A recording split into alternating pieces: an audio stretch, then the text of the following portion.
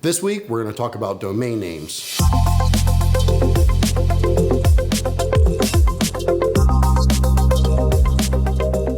What's up, fish fans? My name is Marcus, and you're watching Marketing Madness, the Bluefish vlog. Today, we're going to talk about how domain names work. Now, before your eyes glaze over on me, this is important stuff. Domain names are traffic cops for the internet. And quite honestly, they're one of the bigger pains in the butt that we deal with. The first thing you need to know about domains is that when you purchase domains, you're doing so with a domain registrar. These are companies like GoDaddy, Network Solutions, or even Google. I tell people that you never really own a domain name, that you need to think of it more as a lease. And as long as you make the payments to the domain registrar, you get to dictate what happens with the domain. But as soon as you stop, the domain registrar controls it as an asset. At that point, they can hold it and try to auction it off, or someone can put in a back order so that if you ever forget to make a payment, they immediately become the owner. So make sure that you check your account on a regular basis. I can't tell you how many people lose really good domains because they forgot that their credit card expired or they changed an email address and never got renewal notices. So speaking of renewals, if you have a business or own a business and have a domain name, go ahead and renew it for at least 5 to 6 years. It'll cost you less than $100. If it's more than that, then you probably need to move to a new domain registrar. Plus, this is a signal to Google that you intend on using the domain for a while, and it helps your search engine results. We like to register ours with Google, and I'll explain why. If you were to log into your domain registrar and went to the area where you manage the domain, you would see what is called DNS settings. DNS stands for Domain Name System. Really complicated stuff. But when you look at the DNS settings, what you would see is a bunch of entries that control things like where people are sent if they want to see your website, whether your website has a www in front of it, or where your email goes, etc. Domain names are translators. Every server that you use has something called an IP address associated to it.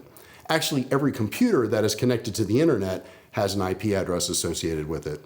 So instead of typing in 192.168.1.1, we just type in google.com and are taken to the server associated with Google's website. The same thing holds true for email. Instead of typing in Marcus at 192.168.1.1, you type in Marcus at bluefishds.com and you get to me. Now, as you can imagine, there are servers set up all over the world that handle duties of telling traffic where to go. These are called name servers. Because they're set up all over the world, it helps distribute the duties of pointing traffic to the right location to a server nearest to the person asking. But this also causes a huge headache. It used to be that if you made a change to the DNS settings, it took forever to propagate to all of the name servers across the internet. This caused a lot of headaches because it could propagate faster for one person trying to access a website or send an email versus another. But I'm happy to say that things have gotten a lot better in the last couple of years, especially if you use a domain registrar that manages or hosts their own name servers. Now, Google is one of those domain registrars, which is why we like to use them. If I make a DNS change, it usually propagates in a couple of minutes instead of 24 to 48 hours. And if you don't want to use Google, then DNS Simple is another great one. Now, one last thing when it comes to your website. www.google.com can be a completely different location than just google.com without the www. Most reputable website developers know that you want these two to go to the same location and will set up the website and the domain so that if a user types in either, it goes to the same place. But make sure that when you type either into a web browser, that it goes to your website. If it doesn't, then let me know, as your website visitors could be experiencing some technical difficulties, and we're happy to help you with that. Now, I know that this has been a bit more technical than a lot of our videos. We're going to try to do more Marketing Madness episodes with information like this, as we've found that this has been very helpful to people. But that's a wrap for this week. I want to thank you for checking in. Make sure to hit that like button, and if you have any questions or comments, leave them down below. And if you want to talk about how Bluefish can help you grow your business, just send us a message and we'll get the conversation started.